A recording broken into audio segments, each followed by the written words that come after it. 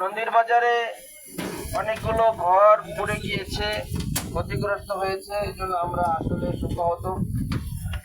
আমাদের বাংলাদেশ জামাত ইসলামী মুলাদি বাবুগঞ্জ আসনের কৃতি সন্তান, বাংলাদেশ জামাত ইসলামী মুলাদি বাবুগঞ্জ আসনের মনোনীত জামাত প্রার্থী, এমপি প্রার্থী আমাদের শ্রদ্ধাভাজন অধ্যক্ষ জহিরুদ্দিন মোহাম্মদ বাবর ভাই, ওনার সাথে সাথেই সকালবেলা এখানে পরিদর্শনে চলে এসেছেন এবং এখানে অত্র ইউনিয়নের চেয়ারম্যান সাহেবও আছেন। আপনারা মেহরবানি করে আমাদের নমিনির সাথে একটু সাক্ষাৎ করবেন, সৌজন্য সাক্ষাৎ করবেন। আপনাদের নিয়ে আমরা একটু বসবো। আর